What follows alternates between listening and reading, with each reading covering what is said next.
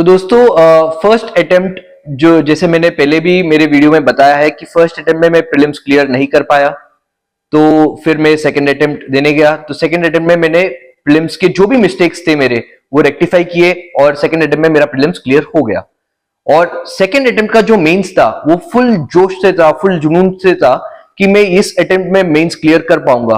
और मैंने पूरे शॉर्ट नोट्स वगैरह सब कुछ प्रिपेयर कर दिए थे और फिर एग्जाम लिखने गया। एग्जाम में क्या हुआ, एग्जाम में मैं हर क्वेश्चन को अटेम्प्ट कर पाया, मैंने कोई क्वेश्चन छोड़ा नहीं था। और फिर मेरे को लगा कि इस बार में मेरा मेंस का सिलेक्शन हो जाएगा, मैं काफी कॉन्फिडेंट था। जब रिजल्ट आया तब मालूम पड़ा कि मेरे मेंस में सिलेक्शन नहीं हुआ है।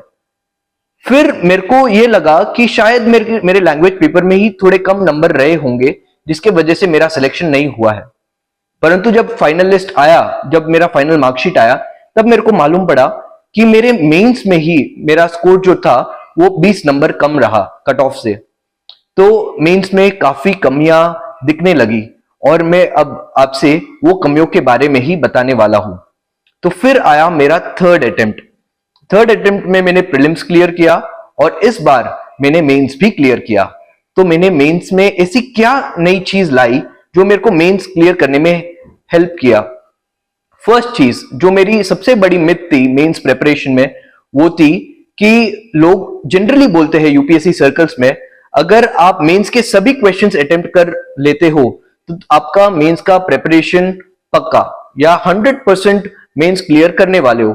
पर मैं ये मिथ आपके सामने ब्रेक करने वाला हूं और ब्रेक करना चाहता हूं कि सभी क्वेश्चंस अटेम्प्ट करना मेंस में does not guarantee your selection in mains. तो क्या चीज ऐसी है जो मेंस में आपका सिलेक्शन गारंटी करेगा?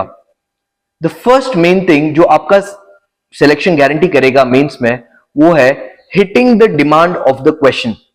सभी क्वेश्चन तो अटेम्प्ट करना ही है, वो कोई सेकंड ऑप्शन नहीं है उस चीज में। पर मेन चीज है कि जो आपको पूछा गया है आप वो चीज को एड्रेस करो अपने आंसर में, ना कि जो आपके शॉर्ट नोट्स में है वो डायरेक्टली एड्रेस करो। आंसर एक ही रहता है पर आंसर को पुट फॉरवर्ड करने का तरीका काफी अलग होता है। क्वेश्चन के नेचर को समझना, क्वेश्चन के डिमांड को समझना और उस एस्पेक्ट से आंसर को लिखना काफी हेल्पफुल हो सकता है।